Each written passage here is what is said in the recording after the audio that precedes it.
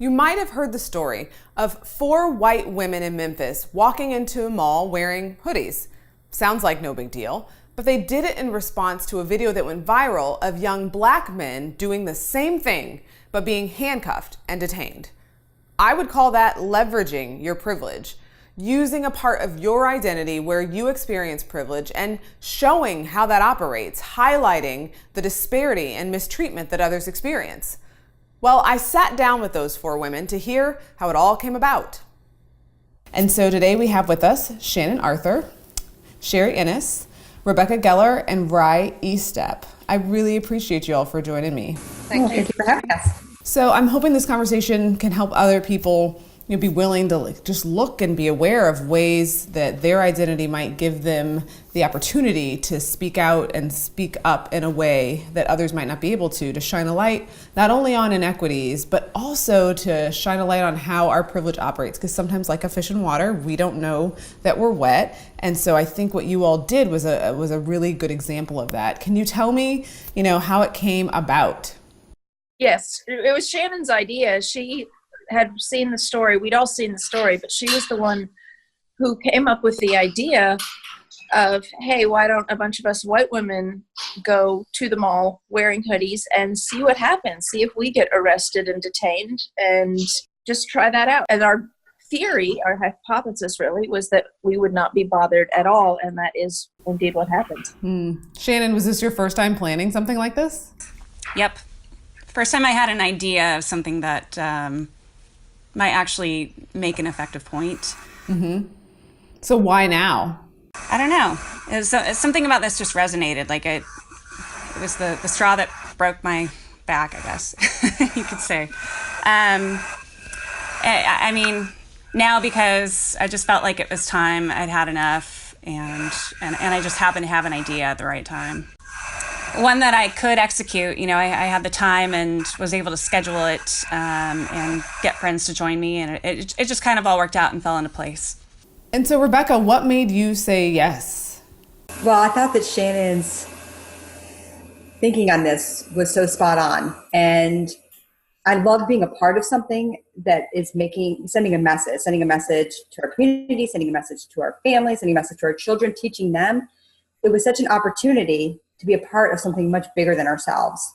And these opportunities, sometimes you don't think of them yourself. So I was so excited when Shannon proposed this idea, and it was all in. Yeah, definitely would love to do this with you and see what happens. We were pretty sure the outcome would be like it was, but we didn't know. And it was just kind of cool to be a part of something so grand. This message just spread so much that it was a really cool experiment. And it was a really cool experience. And it was, for me at least, it opened my eyes to, wow, these inequities that do exist. So it wasn't something that was on your radar before this? It was. I knew it existed, but it was something that was kind of like how you mentioned, fish don't realize that they're wet when they're in the water. I knew it existed, but it just didn't hit home until I really saw it and I was a part of it. And it was like, oh my gosh. We just did exactly what these young men did, and nothing happened to us. As a matter of fact, we were treated with so much kindness, just the complete of these young men. Really, it just opened my eyes even bigger. So were you kindly asked to take your hood off? When you say you were treated with kindness, how were you approached? Oh yeah, it was completely respectful. Ma'am, excuse me, ma'am, would you mind removing your hood for us? Would you mind removing your hood? Yeah. Yeah, and then one of the people that asked me to remove my hood, as soon as I did, told me to have a blessed day. Very Southern. Sherry, how about you? What made you say, yeah, I'll do this? I'm always up for a protest that is on the right side. That is on the right side of just morals and ethics and, right and wrong. And I had no idea it would blow up like this, but I knew it was something I wanted to do. I've been to protests in D.C. and, everywhere. But who knew it would come out like this? But as a child growing up in the South, in, Louisville, this has always been on my radar, always. So it was just the right thing to do. Just to show the inequity of what we have and others don't take for granted, I guess. Why do you think it's resonated with people so much? I don't really know. I'm kind of bewildered by it all. I mean, we walked around a mall. We took a picture. We had some nice mom take a picture of us who was playing video games with her kids, and I wish we knew who she was so we could give her credit for the picture. But we had no idea that it would become such a thing. And then I posted it on social media and ran my mouth a little bit, which I do all the time. And I don't know why this time it got picked up, and people had a lot to say about it. Yeah, well, it's interesting. Like in this time period, people filming interactions or taping interactions. It's a common theme. People are willing to kind of throw up a video to highlight something that's happening in society, and some people say, oh, all these videos, it's just it's overblown. It's overkill. Stop focusing on the negative.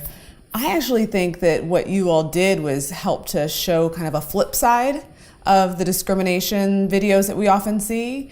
Not that it's not important to highlight that, but also it's important to highlight what happens when you have the privilege of being able to walk through a mall and be treated with respect, right? That we often over focus, and I don't mean it in a way to say that we shouldn't highlight, right? I want to just be clear, but we sometimes over focus on the negative and don't highlight the privilege. And that's something that I think comes from us being uncomfortable talking about privilege. Like, I think sometimes people are shamed, told to check their privilege.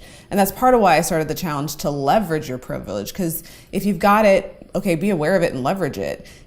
I'm a little bit surprised, if I may jump in here, by my Facebook family and friends.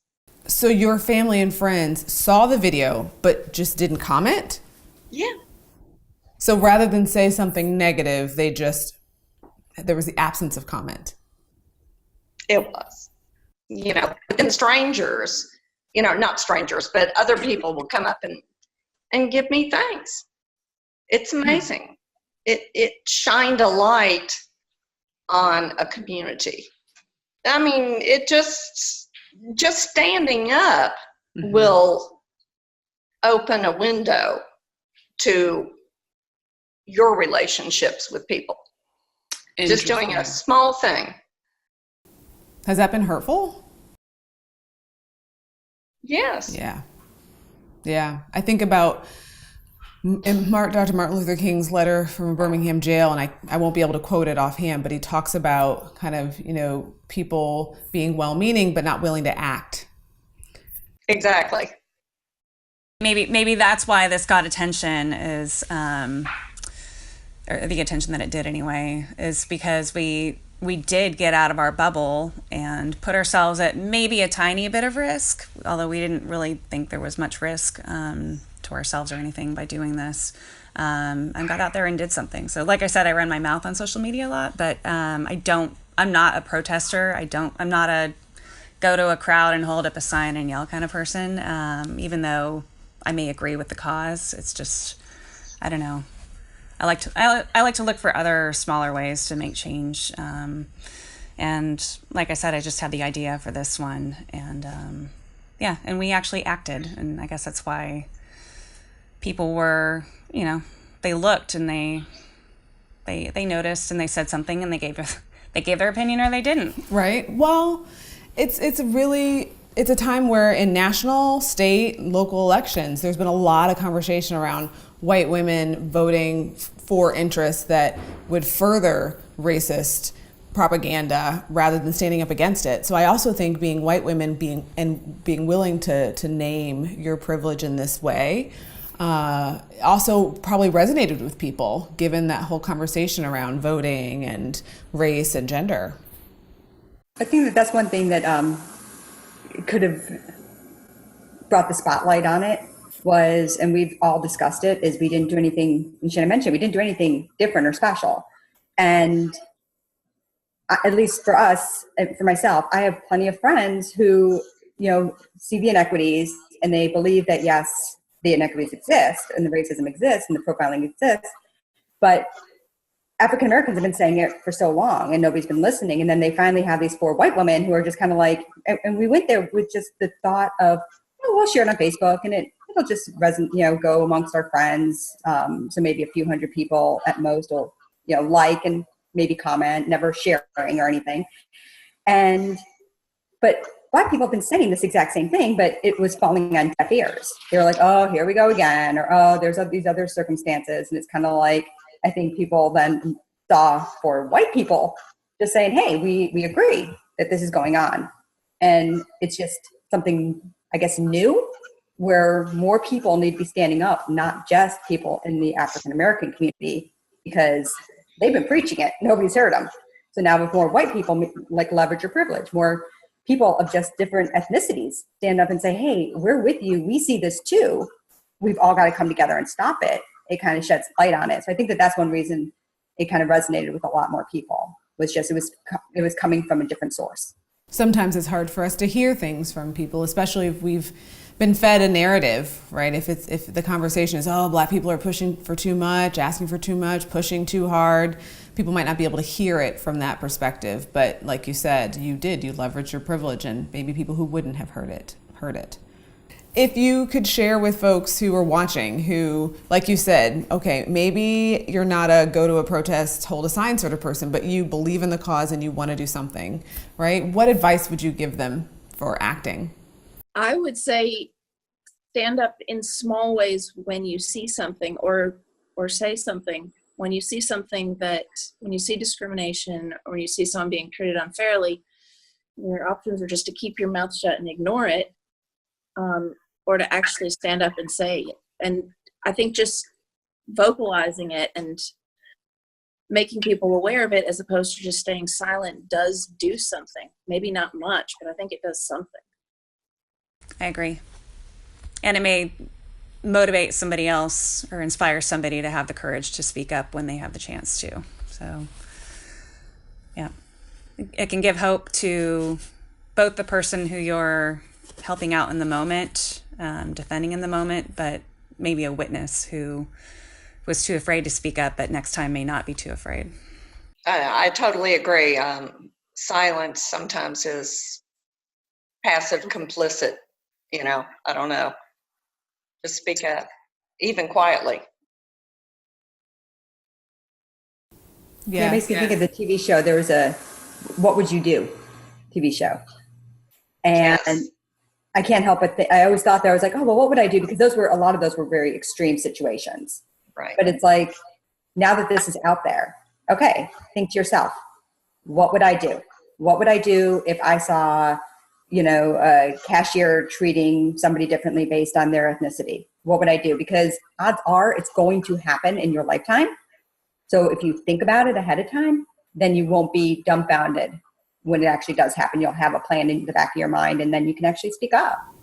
And what about some advice for seeing your privilege, right? I know that you all didn't all know each other before this, but you've come together now to really make a statement about white privilege, and that you had the privilege to walk through the mall and be asked kindly to take your hood off, right? And so that's a practice. The practice of reflecting and seeing and self-discovery.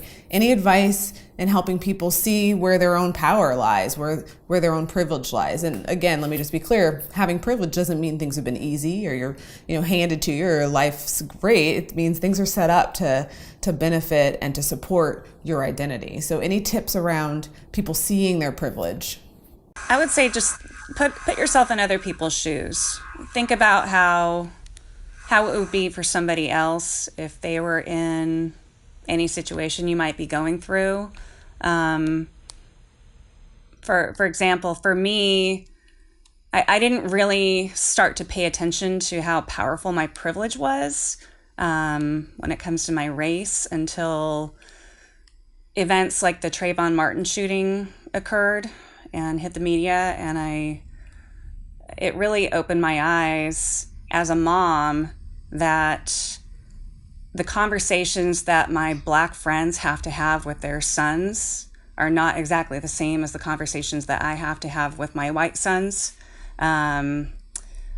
when the time comes to teach my kids how to drive, I don't have to be as worried about what's going to happen to them when they get pulled over by the police, which will inevitably happen. And I don't have to worry about if they will be shot by somebody who's paranoid because they're walking through a neighborhood with a hoodie on. It's just not something.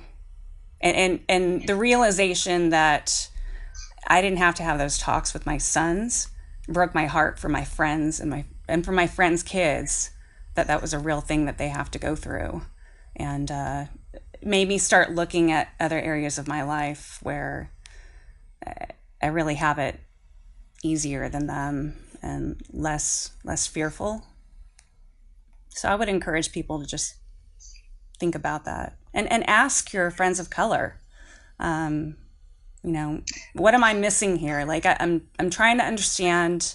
Can you give me examples of things that that I know, or that I don't know, and just help me out here so I can be a better ally? I think that's another thing. If you're somebody who considers yourself an ally to people of color, but you don't really have a lot of friends with people of color, maybe start there. Make some friends. Yeah, you speak to the power of relationship, right? That it can, when you see someone else's humanity, when you care about them, when you care about someone's kids like your own, you care about these issues in a different way and in a deeper way. And yeah, that's real. That's real. And it's always this both and of, right? The personal relationships are essential. And yet we can't nice our way out of racism because it's about policies and laws and hearts and minds. It's a both and. And sometimes the way for people to see is to have relationships. So I'm glad you all shared that. Yeah. And putting yourself in positions where those relationships can be genuine. Well, I appreciate you all. Any last thoughts that you want to share with folks? Well, I feel like my awareness of systemic racism was not really there until the last couple of years. And I think that what really brought it to my mind is seeing all of the videos that have been posted on social media, because I didn't really realize how prevalent this discrimination was. I'd heard about stop and frisk and that was a problem.